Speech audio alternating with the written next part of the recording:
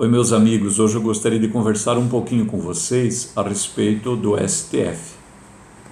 Quando a gente pensa no ministro da Suprema Corte, a gente olha para eles como sendo intocáveis, inquestionáveis, insubstituíveis. Eu fico pensando se já não é hora de o Brasil reformular esse modelo. Eu faço parte de um grupo de brasileiros que acredita que é hora sim e que nós precisamos reconsiderar esse assunto. Para que um cidadão seja membro da Suprema Corte, seja um juiz do STF, ele precisa ter entre 35 e 65 anos. Precisa ter carreira jurídica, embora não precise ser advogado, nem juiz e nem ter formação na área. Mas ele precisa ter notório saber jurídico. Deve ter também reputação ilibada.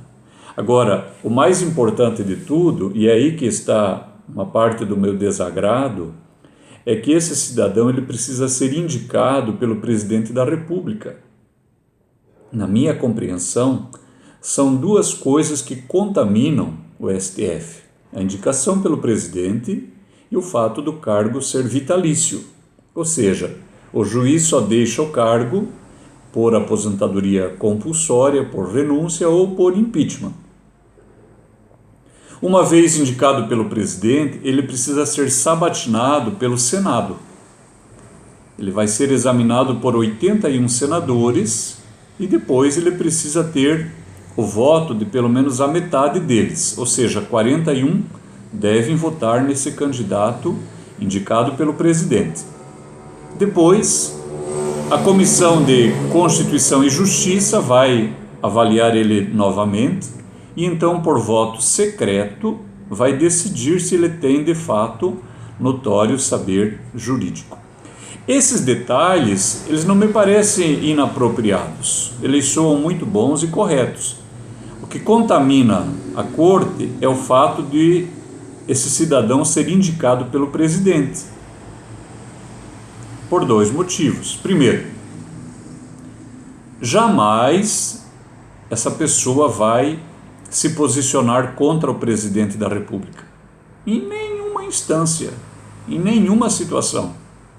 Por quê? Porque foi o presidente que colocou ela nessa situação extremamente vantajosa. Alguém pode dizer, mas esse indivíduo ele pode ter ética, e agir de modo apropriado. Ora, a ética não inclui a gratidão? Mas esse não é o aspecto mais grave. Na minha compreensão, o que é mais grave é que o presidente da República vai indicar para o cargo de ministro do STF aquela pessoa com quem ele se identifica, na sua moral, no seu viés ideológico e na sua inclinação política.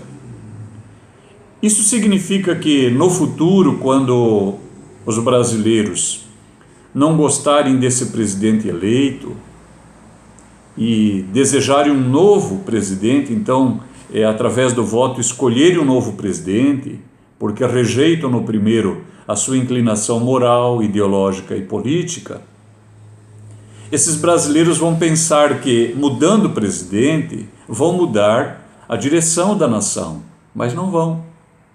Porque resta lá no STF esses juízes indicados pelos presidentes anteriores. Ou seja, eles continuam mandando na nação, dando o ordenamento para o povo, julgando conforme aquele alinhamento que fazia parte do sistema anterior. E é isso que contamina o STF. Para piorar tudo, é um cargo vitalício. Então essas duas coisas deveriam mudar. Não deveria ser vitalício e não poderia ser por indicação do presidente da República. Agora, o cidadão, mesmo não concordando com isso, até agora não tem nada que ele possa fazer. E alguém poderá imaginar que eu estou militando no ambiente da impossibilidade. Mas olha uma coisa. Eu trouxe dos Estados Unidos lá do condado de Lee, essa cédula de votação. Eu estive na casa do meu amigo Álvaro e essa cédula veio para ele pelo correio. Então, como nos Estados Unidos, quando uma pessoa vota, ela vota em muitos assuntos, aqui tem um modelo para que ela possa treinar em casa e decidir como ela vai se posicionar, como ela vai votar no dia da eleição. Note que é uma cédula muito grande, gente. Eu acho que deve ter uns 70 centímetros, talvez. Ela vem em espanhol e em inglês. Olha só que inclusão.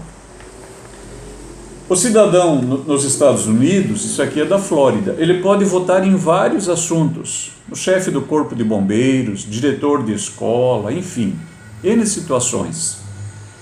Mas o que eu gostei mais está aqui embaixo. Eu vou aproximar um pouquinho aqui, ó. Nesse último campo, você não vai conseguir ler, diz assim: deve manter-se no cargo o magistrado Alan Lawson, do Superior Tribunal. Olha que coisa querida! Então, se tem um juiz da Suprema Corte, lá nos Estados Unidos, e você não concorda com ele, você pode votar aqui, sim ou não. E é isso que eu gostaria de ver no Brasil. Que os brasileiros pudessem dizer: eu não quero mais esse ministro na Suprema Corte, ou então, sim, ele pode permanecer. Se você concorda que o Brasil precisa de mudanças na sua Suprema Corte, compartilhe esse vídeo. Um abraço, Deus abençoe o nosso Brasil.